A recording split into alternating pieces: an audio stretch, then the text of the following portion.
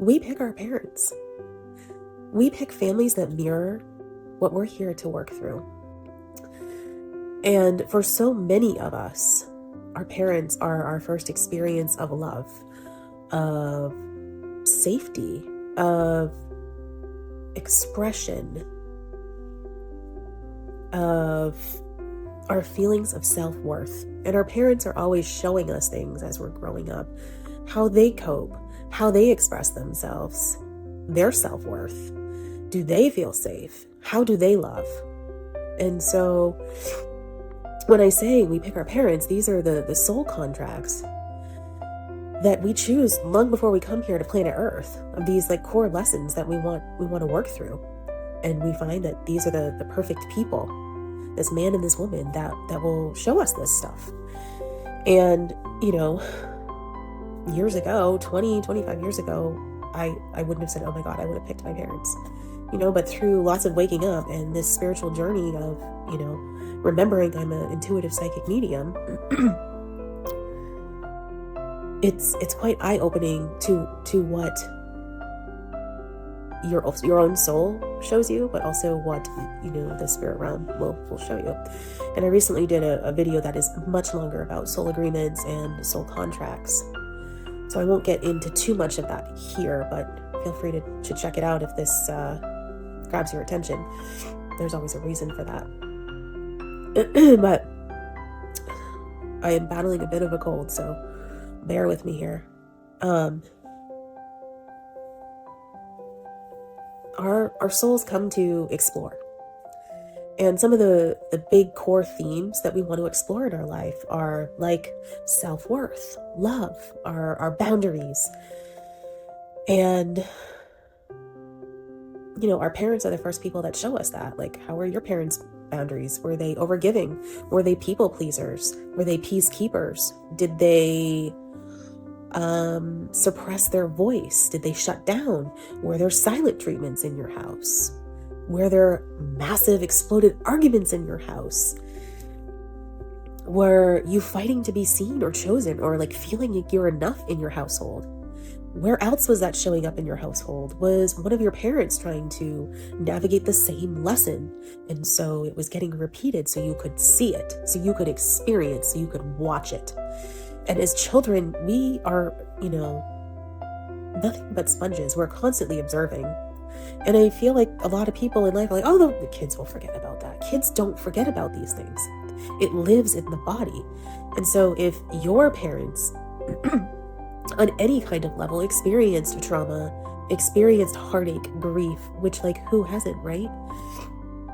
How did they handle that? And how did you watch them handle that? So if you're like constantly fighting in your family to be chosen, maybe one of your core lessons here is being able to choose yourself over others in this lifetime, of knowing that you are enough and that nothing has to be demonstrated to anybody else that you're enough. Same thing goes for, boundaries and people pleasing and overgiving. I think this is a big one for so many people, for men and for women, that you don't have to earn your worth through overgiving everything to everyone else but yourself. And so maybe the lesson here is choosing yourself, saying, no, I'm not going to that meeting. No, I'm not going to that gathering. No, I won't be at the party. No, I'm not going to happy hour. And no is enough. And not feeling like you have to further explain yourself to make other people happy or feel like they understand you. You don't owe that to anyone. You owe that to yourself. And so if you lived in a family like this growing up, how is that playing out in your life now? Are you exhausted? Are you burnt out? Are you stuck? Are you like, how do I stop doing this?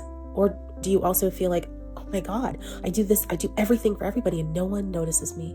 No one thanks me. No one appreciates me. Maybe that's because in this life, you are to find the appreciation for yourself and let go of appeasing everyone else and performing for everybody else and choosing yourself.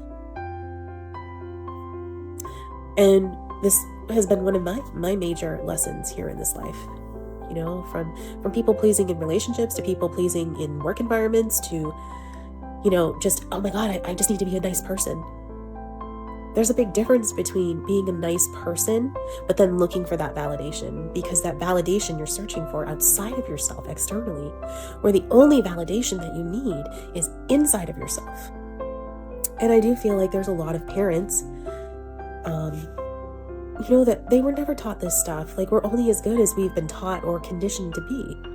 And I don't even mean good in a good way or bad in a bad way. I think all these things just are because we came in here and we wanted to learn stuff. Did you have emotionally unavailable parents? Sure, they were there physically, or, you know, would loan you money if you needed it, or buy you this or that or the other thing. Did they buy your love? You know, is the only time you felt connected to them is when they took you out and bought you something, and then it was a great day. But when it came time to, like, you're struggling, or you break down and cry, or you're going through something hard in your life, they can't really show up for you. And you're always wondering, like, why can't they be there for me? Why can't they understand? Like, why do they walk away? Well, because they were never taught that. They don't even know what to do with their own feelings. So in so many ways, like, if we can truly understand where our parents came from and see these lessons that they have given to us for us to evolve and expand, is there a place of forgiveness for your parents if you're struggling to forgive your parents on any level? And I know for some of you out there, this is really, really hard, and it takes a lot of courage, because there's some of you out there that were physically abused by your parents, or they weren't around at all, or perhaps they were just an addict. Perhaps you were pimped out by your own mother or father. You know, maybe you were left and starved and neglected, and you had to raise your siblings. Sometimes it's harder to find the bigger lesson in that, but I do believe we pick the types of lessons we want to learn in this life, and some of us choose really, really hard fucking lessons. And, you know, to forgive your parents is really just to let go. And see, it doesn't mean you have to sit at the same table with them, but to be able to fully let go and see that what happened to them to make them that way. That's a lot of pain and suffering.